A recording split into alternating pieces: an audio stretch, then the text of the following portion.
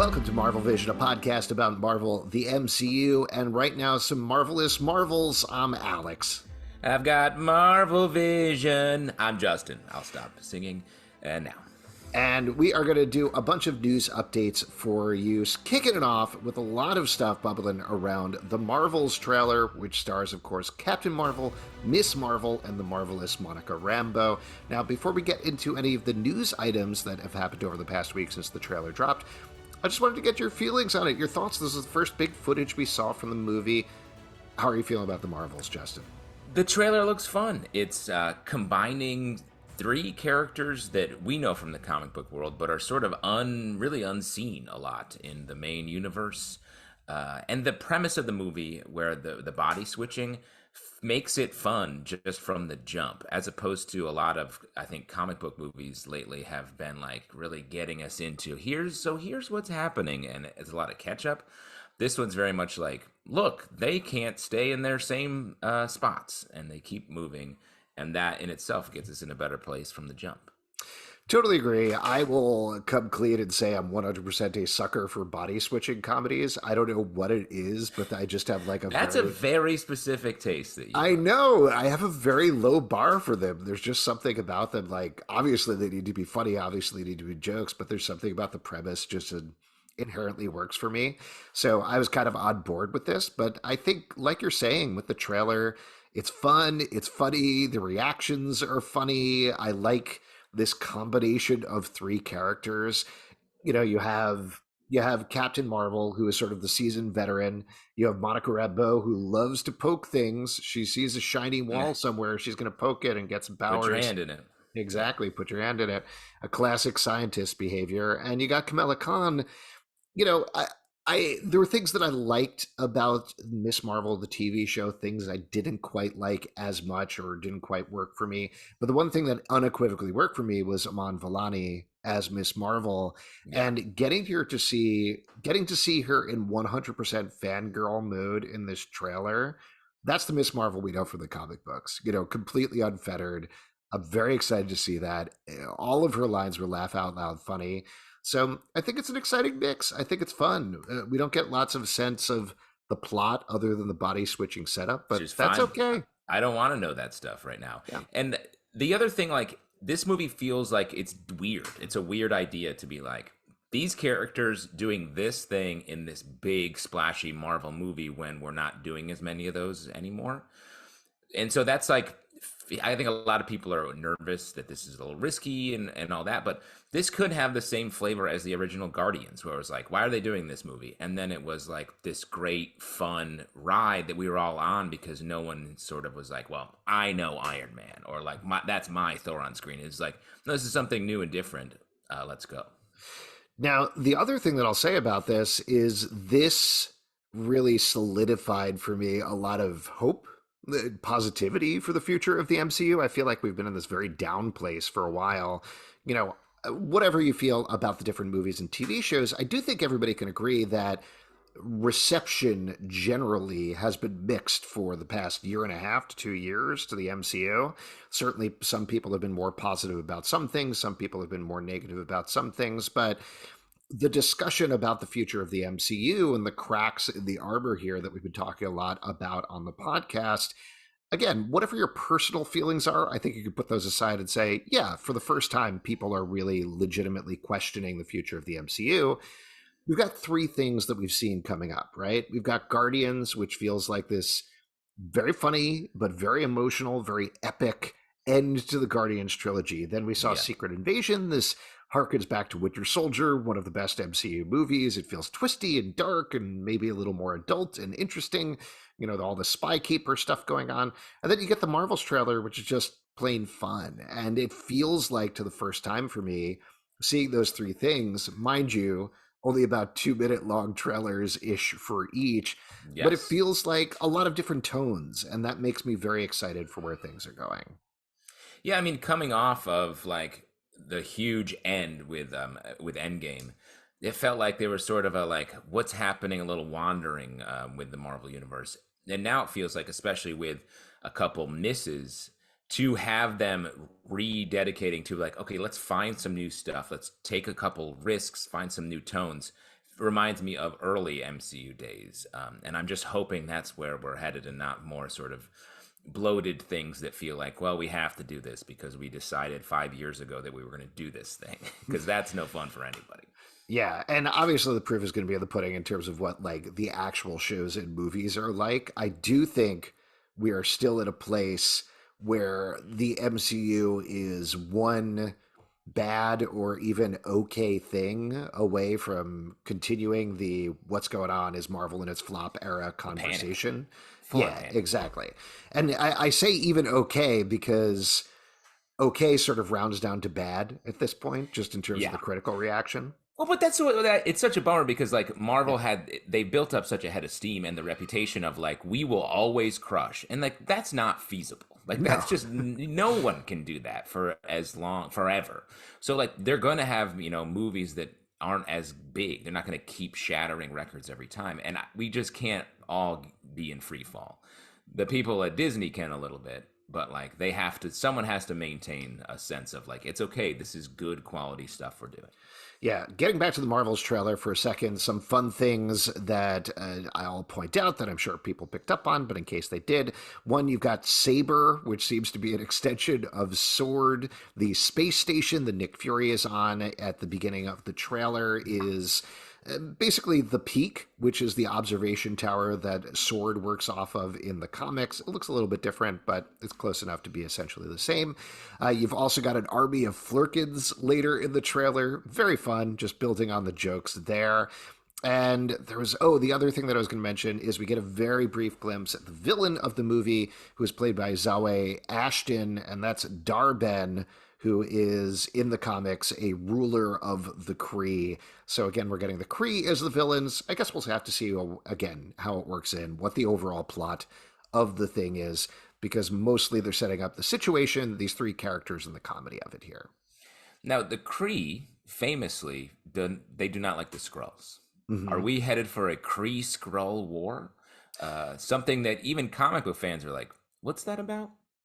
Well, this, I think, ties into another topic that's come out of the trailer, which is a good question that honestly we're not going to know for a while. But how do Secret Invasion and the Marvels fit together, given that Nick Fury is in both? I Yeah. believe reportedly, as you might expect by, how the chronological flow of time works, the Mm. Marvels takes place I've been after doing Secret research on that, Invasion. how stuff keeps happening in one direction, Yeah, I forward keep time trying to wise. go the other direction. Yeah.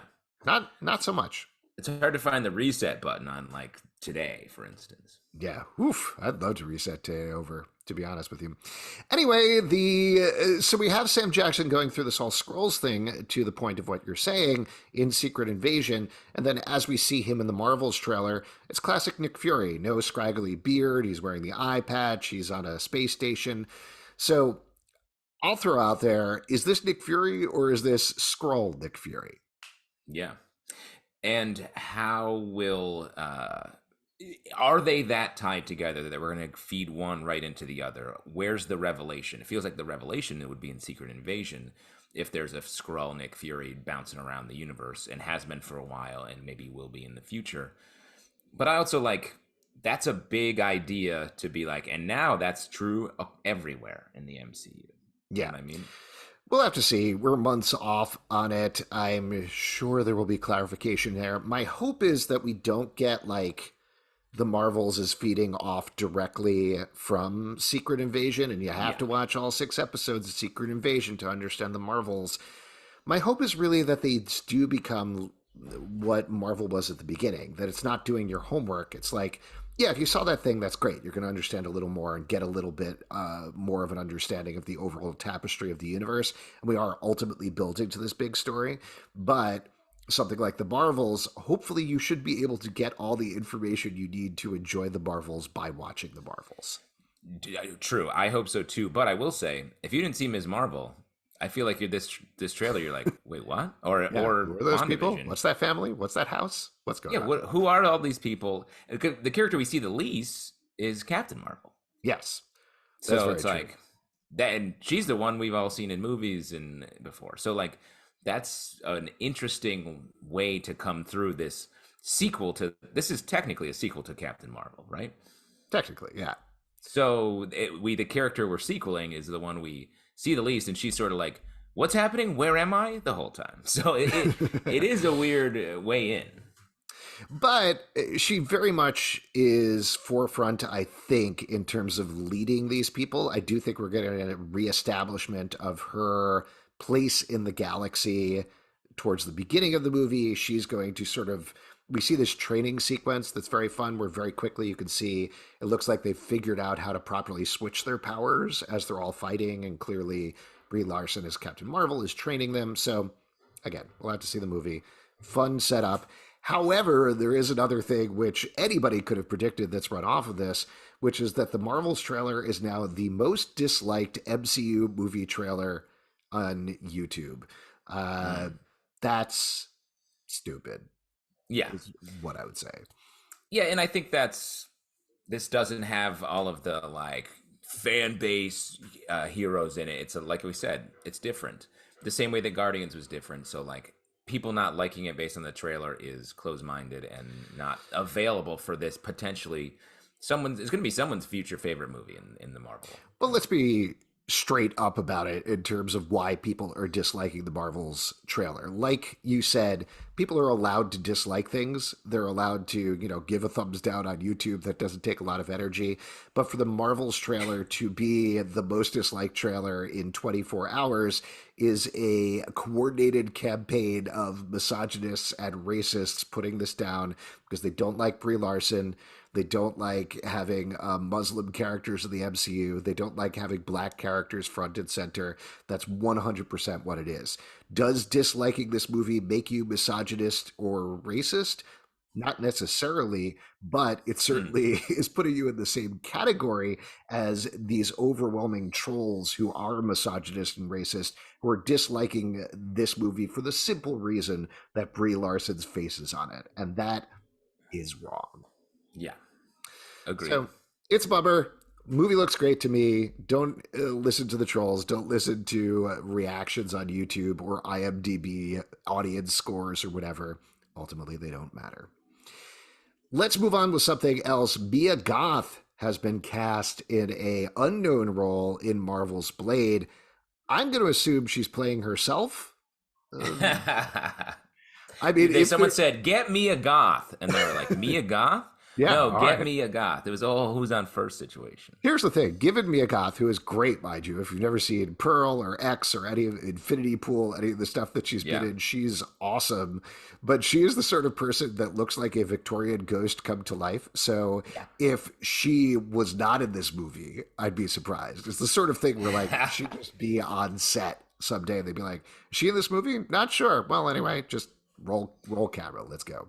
I mean, I feel like at one point they're like, "Oh no, she's a vampire," and then eventually they'll be like, "No, she's a real vampire. She's been a vampire in all of these movies, just acting as a human." So like this is like so natural and it's cool. She's a great person to be in this movie. She is a great person to be in this movie. The other thing that I think, and this has nothing to do with her being cast in the movie, and she's not going to do this, but is always very funny to me. If you ever listen to interviews with her on screen, she's an interesting looking character. She talks like a normal person there, but in real life, she has this high pitched British, almost like Cockney accent where she sounds like somebody that's come off stage like a kid from Oliver, where she's like, "I was starring in Pearl, and let me tell you about it's the funniest thing. I hope she uses her real accent in Blade for no reason.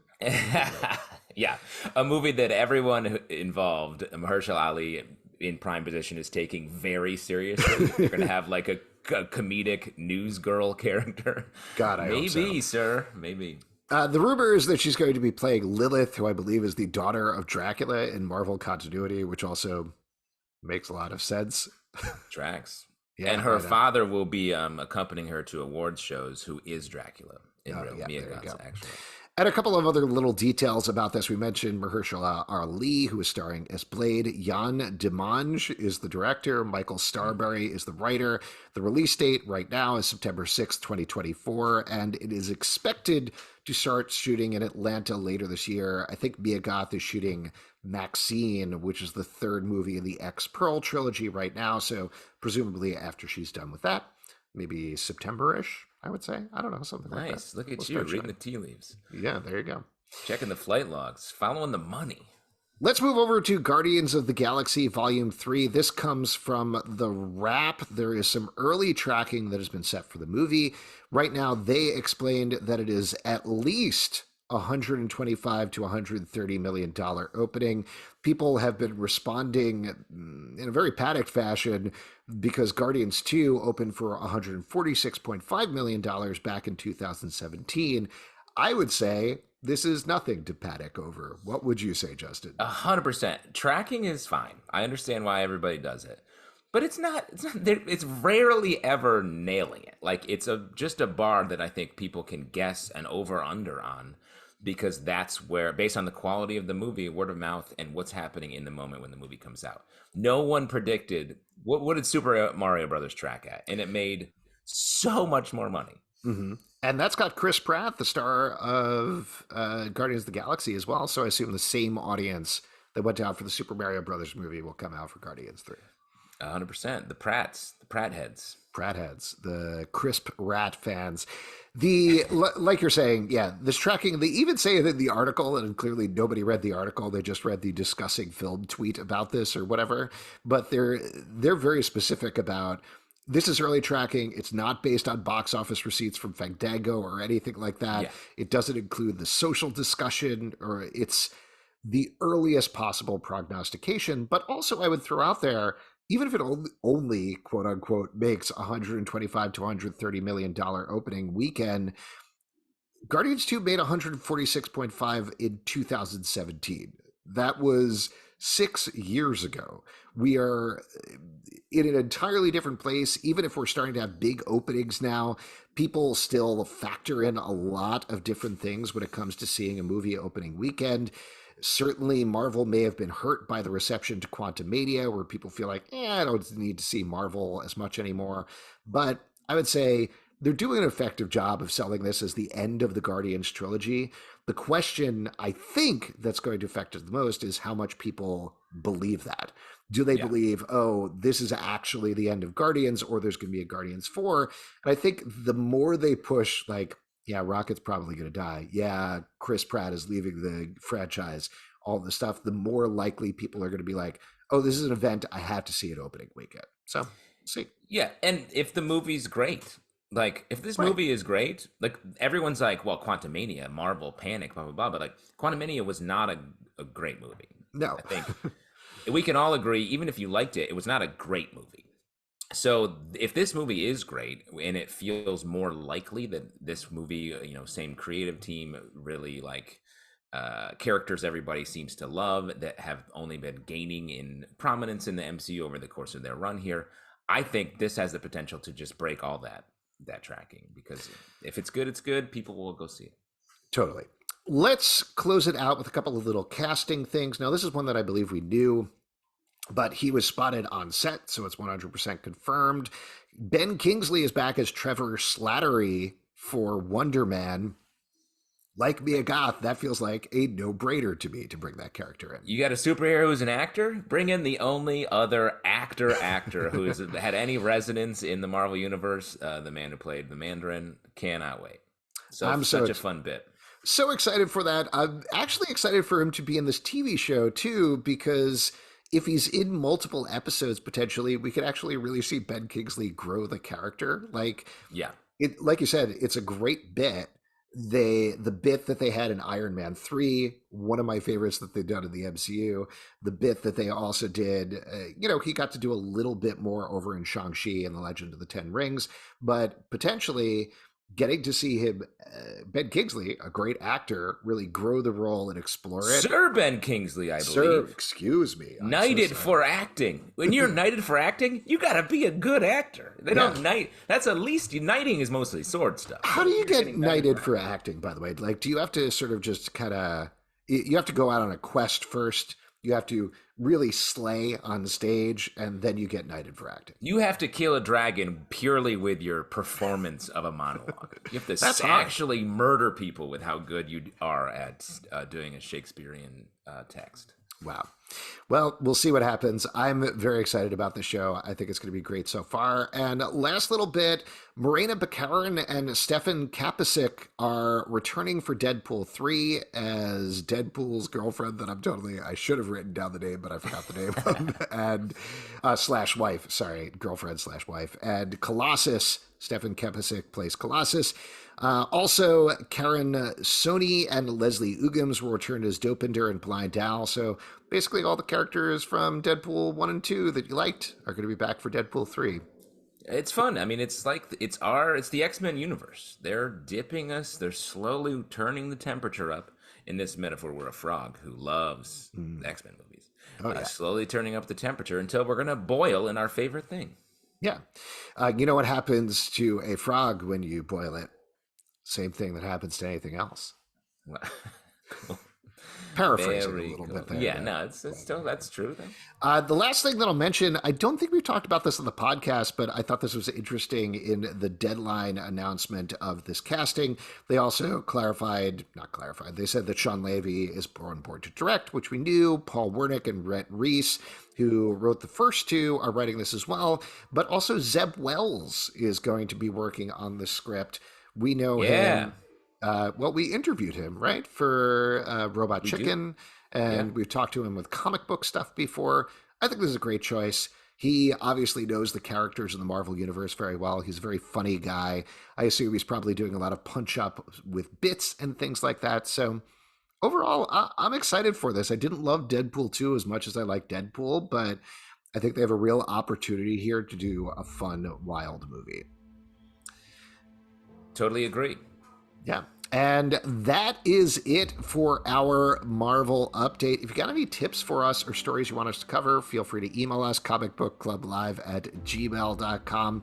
Also, you can check out our live show every Tuesday night at 7 p.m. to Facebook and YouTube. Come hang out. We would love to chat with you about Marvel. You can support us at patreon.com/comicbookclub, at Marvel Vision Pod on Twitter, Instagram, and Facebook. comicbookclublive.com for this podcast and many more. Until next time, stay marvelous.